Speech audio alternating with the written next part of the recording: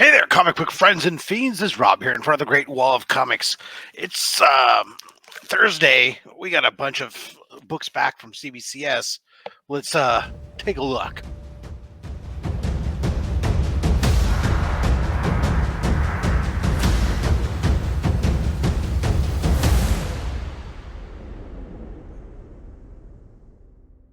All right, so the floodgates from CBCS continue to be open. I've gone ahead and took these out of the box because it's just struggling with it. So ton of books have been breaking free. Essentially, the best I can figure out is that CBCS, as I said before, they were getting ready for their move. They probably took a lot of stuff and just palletized it and got it ready to move. And then after that, only started grading the express orders until they moved, and now they've moved, and so now everything's breaking free. Why do I think this instead of just that their delay times got so darn long? Mostly because of the speed at which now everything's coming out. Because I've got submissions that I was sending them, like one submission a month. In 2 months, I've received 7 submissions back, and I have 2 more submissions that are shipping as of the recording of this. So all of a sudden, everything's coming super fast. And it only makes sense that since that aligns with their new facility being open, that's kind of what they did. Regardless, doesn't matter. This stack was sent to them in November of 2021. I now have them back. It's November 2022. So exactly 1 year, these books were gone. Let's go ahead and take a look. It was like 18 books here, I think. We got back from grading. Some of them, because I've already looked at them, some of them I'm super happy with. Some of them I must have been high when I sent them in or something. I don't know. But whatever. Let's take, oops, right out of the bat, let's take a jump. One of my favorite books that you can get right now for so affordable, completely undervalued, giant size or king size Invaders Annual #1. This is an Alex Schomburg cover. A matter of fact, as near as I can determine, and if I'm wrong and someone has evidence of what it is, please mark this down. Please leave me a comment. But as far as I know, can determine, this is the last comic book cover that Alex Schomburg did, at least for Marvel or DC, maybe, period. I mean, he may have done other artwork afterwards, but a comic book. He came back after having been away from comic books for quite some time, did this cover, and as far as I can tell, hasn't done one yet. An 8.5. This is beautiful, from 1977. It is a newsstand edition, and this is just great. I mean, you get good old classic Schomburg, lots of stuff. Captain America punching Nazis. What's not to love? I got a couple more of those out to be graded because I totally dig them. And at an 8.5, I'm super happy. I love to get a 9.0 or something, but the first one that I've sent in come back to an 8.5. I'm good. Here we go. I'll get a run of Amazing Spider-Man books here. Again, for Amazing Spider-Man, for the most part, I'm just collecting my run of what I can get. I hope for anywhere from a 3 to a 6 on most books, until I get, except on really expensive books where I just go cheap, because I'm just trying to get the run, and I want them all slabbed 1 through 100. It doesn't matter to me whether or not what the condition is on some of them. But so here's Amazing Spider-Man 75, just a classic cover, a solid 6.0 grade book. I'm happy with that. That's perfect for what I want from my collection. I don't need anything higher. If I stumble across something, sure, maybe I'll upgrade. But a 6.0, there ain't nothing wrong with that. All right, next up, Amazing Spider-Man number 74 in a 5.5. Not bad. I'd be happy with it. But I did end up with a second copy, and it went out in this submission, and it came back a 7.5. So obviously, I'll keep the 7.5, even though this is off-white pages, and the 5.5 is off-white to white, so it's slightly better page quality. I'm still going to keep the 7.5 grade, and I'll probably end up selling the other one. I have a list of about 7 or 8 ASM sub 100 books that have been slabbed that are duplicates that I'm going to now sell off some of my lower grade ones in order to fund another book purchase, because I'm pretty much into expensive books. But oh yeah, here we go, nice one, another nice classic cover, ASM 70 in a solid 6.5. Again, I'm happy with that. Not a problem whatsoever. I mean, I think anything of a 5 or better, I'm super happy with for what I'm looking for. And sometimes I get something like this, which blows my mind. Here is Amazing Spider-Man 47. It's not a key, it's just a Craven appearance, but an early Craven appearance, great cover in a 7.0. Very happy with that.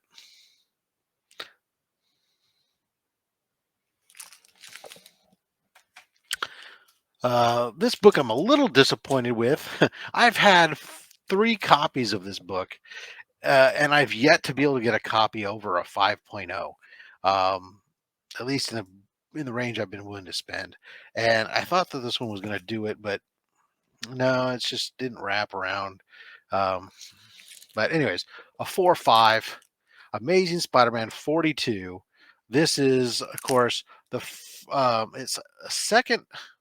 So this is the first time we see Mary Jane Watson's face.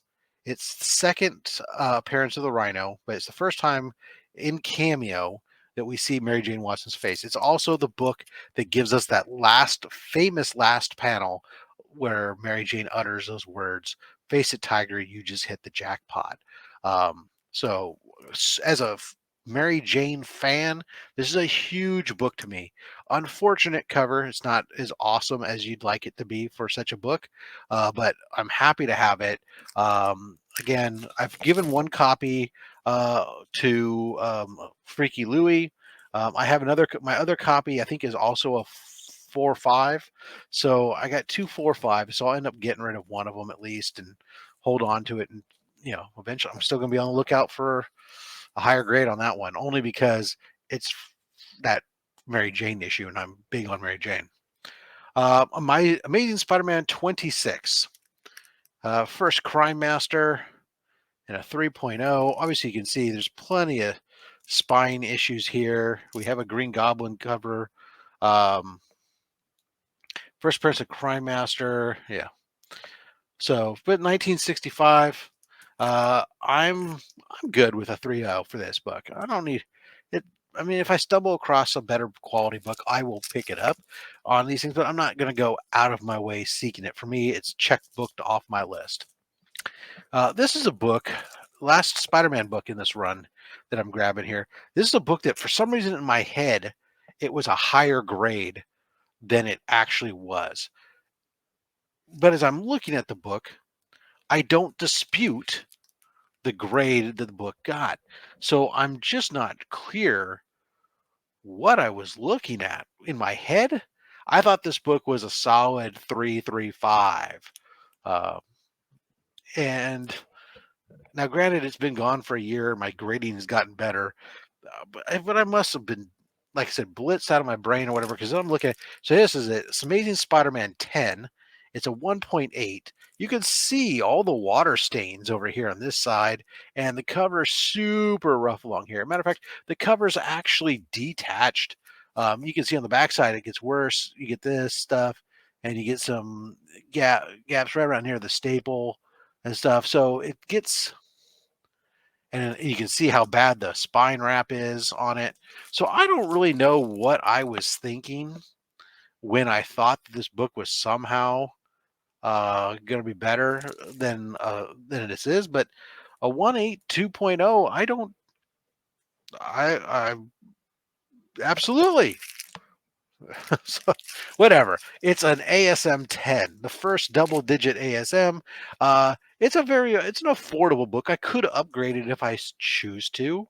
I'm again not high to go off and go do it, because I'm fine with a 2.0, a 1.8 in these first, even lower. Maybe I'm probably fine even with a 0.5, to be honest with you, on these sub, 14 sub 15 ASM books. So, um, okay, this is a book. I remember picking this book up, thinking this was cool, gonna be cool for my collection, and not knowing. Again, this is back before I knew as much as I did now. And I was like, oh, cool, Phantom, get myself a nice Phantom Lady book. Um, Gold, and then it's like, oh, but no, it's not a Phantom Lady Golden Age book. It's a Great Action Comics book, and it's from 1958, so it's from the Silver Age, and it turns out it's a reprint of Phantom Lady 23.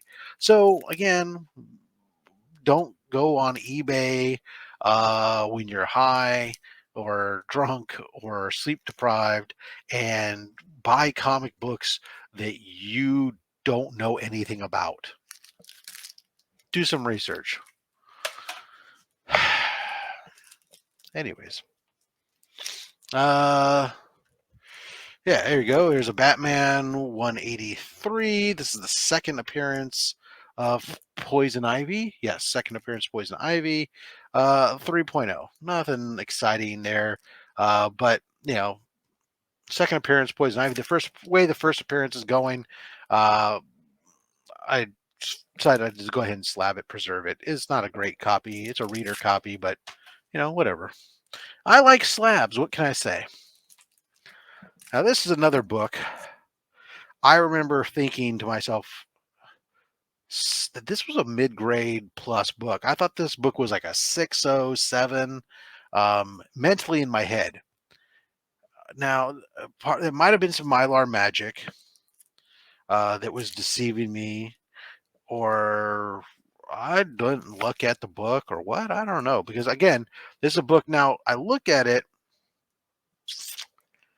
and well, as I look at it, yeah. I mean, I think the grade is maybe from external stuff alone.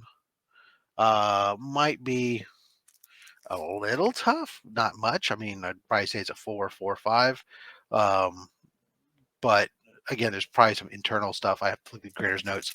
Comes back a 3, 5, but here, uh, Marvel feature presents the Defenders. So it's the first appearance of the Defenders. There you go. It's a great book. First appearance and origin of the Defenders, Hulk, Doctor Strange, Submariner, death of Yondrath, Baron Murdo appearance. So nice Roy Thomas stories, Bill Everett art, Don Heck, Ross Andrew, and Frank Giacola. Cover art by Neil Adams.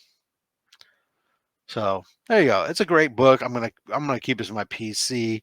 I would have liked it to be better at a 5.0 or something at least, but I think, as I recall, I think I paid like $40 or something for the book. So, it's you get what you pay for. This book was. I was hoping it was going to get a better grade than this. This is one of my wife's books out of her PC. This will have to be one of these ones. I'm going to have to read the inside, see what's going on, because I'm not seeing a bunch. So this is the first. I'm going to read you exactly what it says here, because this is absolutely the correct way to say this. It's the first published appearance of Gambit. And actually, that might not even be the right. It might be the right way to say it. It's the first distributed appearance of Gambit. Because I don't know, the other issue, which they could say is his first issue, might have been. I know it was intended to be released first, but anyways, it's X-Men Annual 14. It came back in a 7.0. My wife had a couple copies of these in her collection. They had been sitting in a long boxes that we moved around 25 years from house to house, and I found some of these in there. Some books weren't even bagged and boarded; they were just kind of tossed between bags. So I thought this book was. I pulled this copy of it out because I thought it was a better quality book. I do have a 9.8 version of this. But so this one's disappointing to see it come back at a 7.0. We'll probably give this away on during a 1,000 subscriber giveaway or something. But somebody wants to have themselves a nice first appearance of that. All right. Not a key. This is a book. This book was part of a lot I bought from Flip Mode Comics. Now, what I have learned is what for everybody who says they love Flip Mode Comics, I'm going to tell you be cautious of their grading. They get such high volume of books, they're cover grading only. They're not looking through the books and gray, and so just be cautious. I mean, just as guilty, but their problem is they're asking oftentimes high prices for raw books based on the grade they're assigning the book of what it's going to get, and saying, oh well, it's going to be a deal because hey, Slabbed, it's a 9.0 book, that's a blah blah blah, and so whatever. Anyways, this is still a high grade. I remember them saying that they thought the book was going to be an 8.5, along with a couple other books I bought. Now I paid like $60 for this book, thinking that it was an 8.5 to 9.0 candidate. Got it back. I didn't. When I got it in my personal possession, I didn't necessarily think that. I remember thinking it was like maybe it was 8.0, 8.5, and here we are at a 7.5. It's Action Comics. 313. Just Legion of Super Pets appearance. Not a key. Nothing else. So all told, my cost into it plus grading is more than the book is worth. But to a Superman fan or something, somebody may like it. I don't know what I'll do with this book, but because I'm not the Superman fan, we'll just set it aside. 4 more books. Now we get into some good stuff. Some Golden Age books. These books, again, this is before, because these are a year ago just to be submitted, and I had the books in my possession longer than that. This is when I was picking up some Golden Age books. I was looking for value, inexpensive books with just art on them that appealed to me in some way or another. And I was just picking, like, I wanted to have a sampling of different books. So I want, okay, give me a Green Hornet book and a Dick Tracy book and this Flash Gordon and a Buck Rogers, and I wanted to have that for my wall. And these are going to go. Some of these will go on my wall, but it's meant, that's all it was. I didn't go start deciding, hey, I'm going to collect this run or anything else. It was just I wanted a sampling of books associated with that era. So the first one to that is Boy Comics. So Boy Comics featuring Crime Buster. This is Boy Comics number 75. It's Les Gleason. I dug it because of it takes place in space. So here we've got Iron Jaw front and center. He's oftentimes one of the bad guys there in the Boy Illustories as opposed to comics. And then you can't see Crime Buster really on here. Crime Buster's like, and his gang are way down over here, but you can see Crime Buster over here on the video scope. But anyways, it's Boy Comics. It looks pretty good. Presents well. It's a 3.0. It presents for what? It's a nice space book cover, but it won't make the cut for my wall anymore.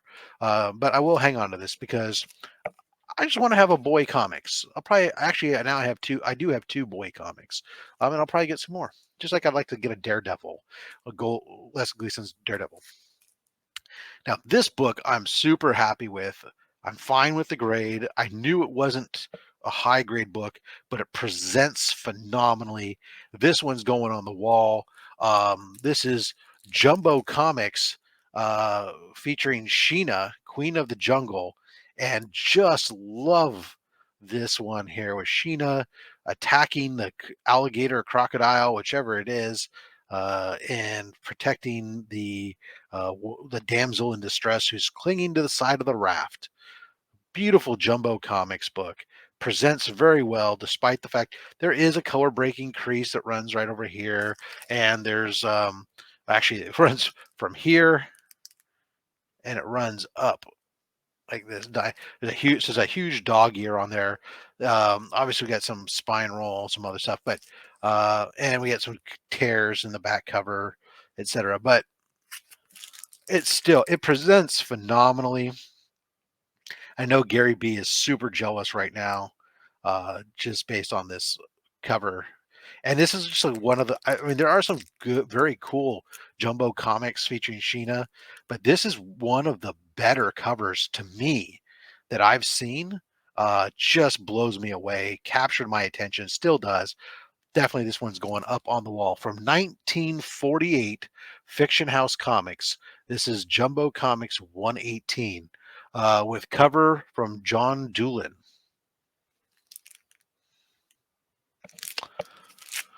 All right. Next up, another Golden Age hero. Um, this character, World War II era hero. This book here is from 1946. This book, I just loved it based on the pose. This is like a superhero pose on a book if I've ever seen one.